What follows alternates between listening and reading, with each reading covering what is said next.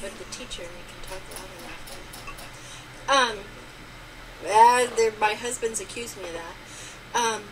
What this amendment does is, I had originally intended to offer an amendment that included a pilot project through the Department of Education, and that was to begin to look at what I think is the crux of an issue to accompany the good legislation that Representative Burton has crafted, and that is, how do we begin a process of early screening and identification for kids who may have dyslexia, so we don't wait until they're second and third grade and may already be behind. And there are some effective strategies that to do that. I know we're already doing some early screening along the lines of reading language arts in kindergarten, first and second grade, but from a more formal standpoint. However, what I've learned, although I'm still a little bit puzzled by it, is in getting some conversation and having some conversation with the president of the Indiana Dyslexia Association, there seems to be a pilot already going on in the state,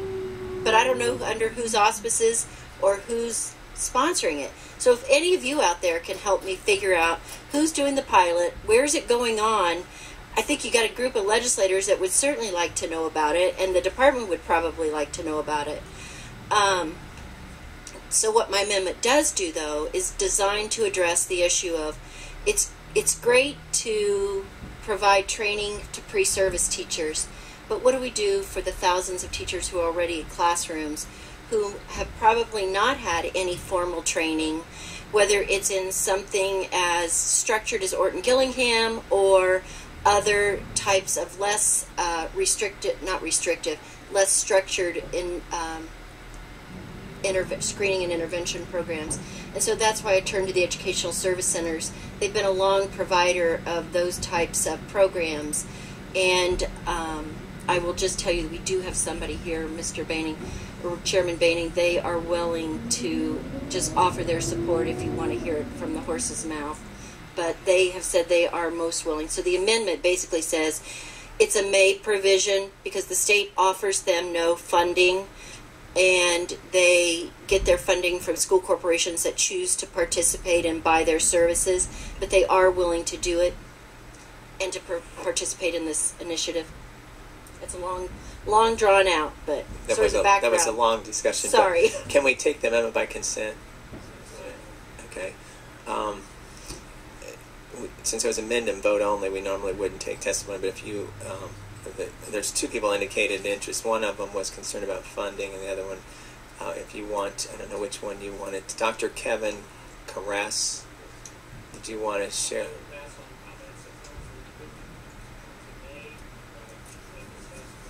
Okay. Thank you, sir. And then Dr. Phil Parkenheimer.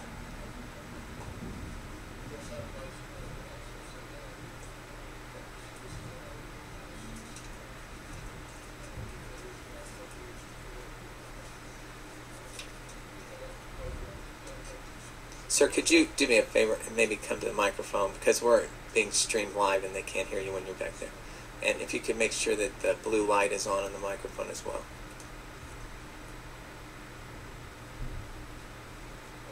Press the button and it will come on. Okay. And if you can introduce yourself again so people know. Dr. Phil Partenheimer. I'm the Executive Director at the Wilson Education Center. I have over 40 years experience in education, and I'm a former school superintendent. And the service centers do professional development. I like to call us the research and development of education.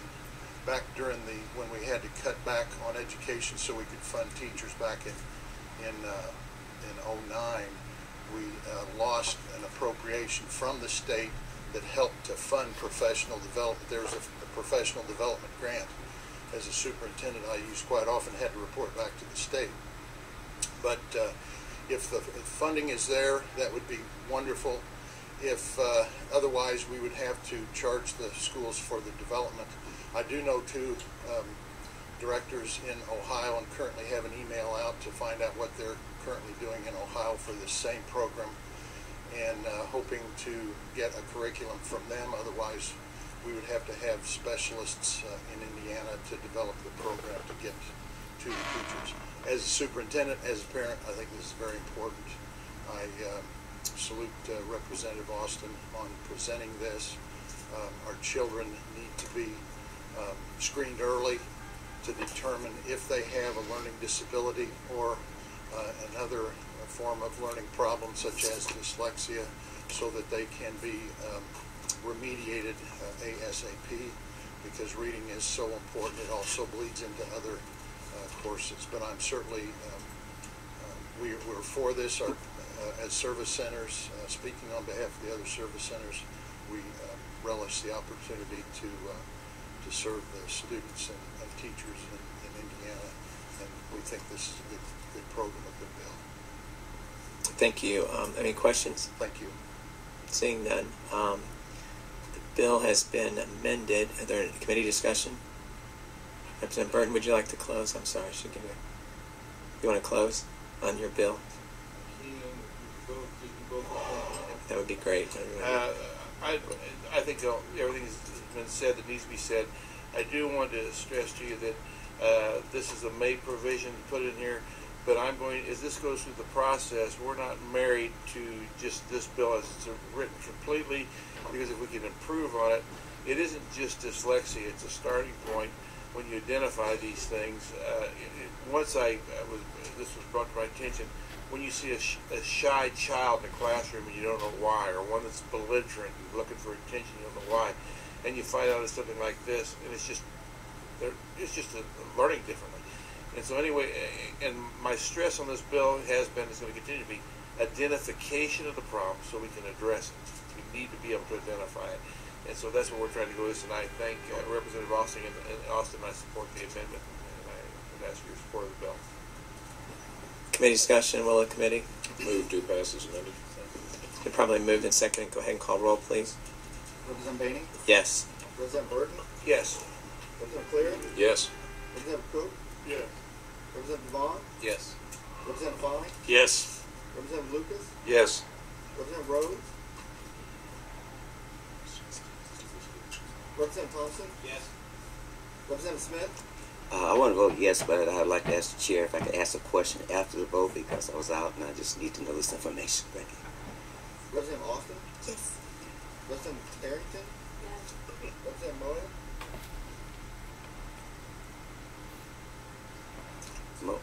He's over in government. You want me to get him? Can you go get him quickly? Because that way I can at least send this vote up to Bubble.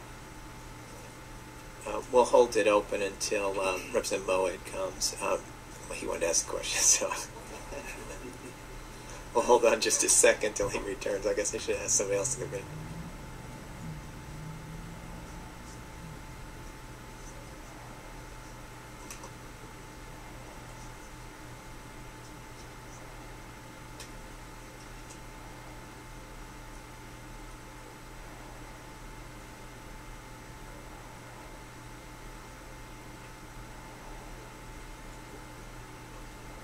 Burton. While we're holding, I just want to also recognize Senator Rod Bray did the original draft on this bill. We've been working together, and I just wanted to publicly thank him for the original drafting of this legislation. He's not here, but I just, working together between the House and Senate, I just thought it should be mentioned. Thank you, Representative Burton. Representative Moed. Moyen, House Bill 1108. 1108 passes as amended, 12-0. House Bill 1108 passes as amended, 12-0. Representative Smith wanted to ask a question but didn't return with you, so I guess we'll allow him to ask a question once Representative Thompson starts. Let's go to House Bill 1483. Representative Thompson. Okay, Representative Smith, do you want to ask your question real quickly while Thompson's getting up to... Yes. I want to know, I'm sorry. These teacher centers, are they all across the state? Yes. They're regionalized? Okay. Okay, thank you. That's what was my question. Thank you.